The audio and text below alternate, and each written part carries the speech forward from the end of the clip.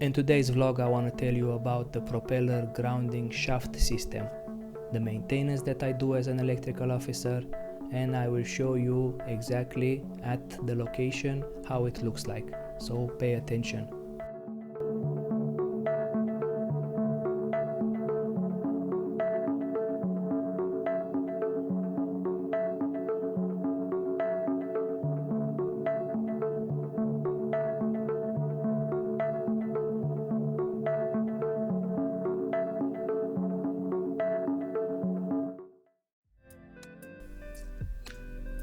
This is the ICCP system, Impressed Current Cathodic Protection System, and it is a state-of-the-art solution, a long-term solution to corrosion problem, and it is recognized as a superior alternative to sacrificial anodes systems, which require frequent replacement. Impressed current cathodic protection system are preferred by ship owners because they reduce the fuel cost and the maintenance cost. And this is how it looks like. As an electrical officer, I have to take care of this system that is working properly. It has two 200 amps fuses that are part of the critical system, and I need to require them to be on board all the time in case there is any troubleshooting. Those are the anodes that are installed. They will only be replaced in the dry dock when the ship is going for a revision. They will also check these anodes, and this is how the system looks like. Once in a while I will open it, clean everything, just to avoid any issues regarding low insulation or anything like that. And this is the electrical diagram. If the ship has a system of cathodic protection, whether we are talking about sacrificial anodes or an impressed current cathodic protection system, ICCP for short, the shaft insulation will prevent the propeller from receiving protection. The electrical potential between the shaft and the hull of the ship can also cause a heavy current to flow in the bearing. This is caused by the oil film that breaks down, or it gets contaminated with seawater. This current can cause deep pitting of the bearing surface. Excessive wear of the shaft bearings can often be traced to this cause. Trouble can be avoided and cathodic protection extended to the propeller if the shaft is properly earthen with a shaft earthing system. The advantages of a propeller shaft grounding system are the following. Number 1, can prevent the micro pitting marks at the propeller on the sliding surfaces of the crankshaft journal sand main bearings of the engines to be assumed as spark erosion. Number 2, serves for a short circuit between the rotating propeller shaft and the ship's hull. Number 3, ensures an excellent potential decomposition, and the contact brushes ensure lubricating and long life. Number 4, a remote indicator system in order to achieve a continuous control of the effectiveness of the whole system. And the last one, number 5, a continuous slip ring clearing devices. And the last one, number 5, a continuous slip ring cleaning device. And number 5, and the last one, a continuous slip ring clearing device to prevent an increase of the residual potential during operation.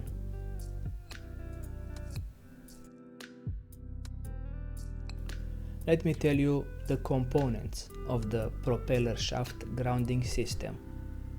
They are the following. Number 1, the slip ring. It's an elevated serval band and it's installed on the shaft for the best possible contact. Number 2, brush holders. Double or single brush holders for grounding and measurement. And also these holdings have very strong springs to hold the brush in position, because on board the vessel you have a lot of vibration, especially at the shaft of the main engine because of the movement of the propeller. Number 3, silver slip band. This is a reliable contact, very easy to install. Number 4, silver brushes. This is high purity silver brushes that is installed together with the brush holders on the shaft grounding device. And number 5, the last one, a monitoring meter that is continuously monitoring the shaft potential. It's like a remote indicator. So that is the whole system, that is how it works, and those are the components. If you are coming on board anytime soon for the first time as an electrical officer, electrical engineer or electrical cadet, you will need this information because you are the person assigned to do the maintenance on this system. Every morning when I come down in engine room at 7 o'clock in the morning, before we start the toolbox meeting with the whole crew and the chief engineer, I make it my habit to check, besides the reefer room and the ICCP and MGPS system, I also check the monitor for the shaft grounding device. It only works when the shaft is spinning, so that means I can only check it working while we are at sea. And I make it my habit anytime we are in the port to check this system, to check the connections that they are nice and tight. There is nothing loose over there, because there are a lot of vibrations on board the vessel, as you can imagine, especially on the shaft where you have the propeller. Whenever we are in the port, I clean the slip rings, I check the conditions of the brushes. Those are graphite silver brushes, and after a while they wear out, so you need to make it a habit to always check the condition of the brushes, and always be sure to make a requisition whenever you have the time. You will have to speak with the chief engineer and you make a requisition for new brushes to be on board. Maybe you will not have to replace them during your contract, but it is a good practice to have spare brushes for the next guy. And it is always a good practice to check the condition of the brushes, to know in advance that you need to replace them. Because if you are not familiar, if you have never been on board a vessel, the spare parts that you require on board the vessel, it doesn't matter what system, if it's the ICCP or the shaft grounding device or whatever spare parts you need, they do not arrive the next day. Like for you when you are home and you are ordering something from a website. That is not how things are working on board the vessel. The ship is moving all over the world, and today you are in Korea, after 7 days you are in China, and after 2 weeks you are in India. So it takes a lot of time for spare parts to arrive.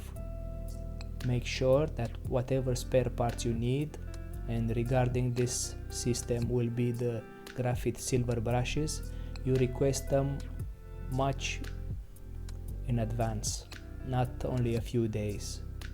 This you will need to make the requisition months in advance. And I always go down in the engine room when we are in the port, and I clean the slip ring and I check everything over there. Be sure that you put a notification on the telegraph of the main engine. Maybe they will need to blow the engine, or they need to check something, and if you do not inform anyone and you don't put any notification on the telegraph, maybe they will start the shaft and you will have a deadly accident. So always notify the engineer on duty, or you put some notification on the telegraph before you start any work on the grounding shaft device always take care of your safety. That is the priority of your contract on board the vessel. And that's about it. I hope you have enjoyed it. I hope it was useful, and if you have additional questions, I wait for you in the comment section down below. So this was the vlog for today. If you enjoyed it, don't forget to hit that like button, and if you want to see more of the Seaman life, maybe you want to subscribe to the channel. I will keep posting interesting stuff from the ship for you. Thank you very much for your attention, and have a wonderful day. Goodbye.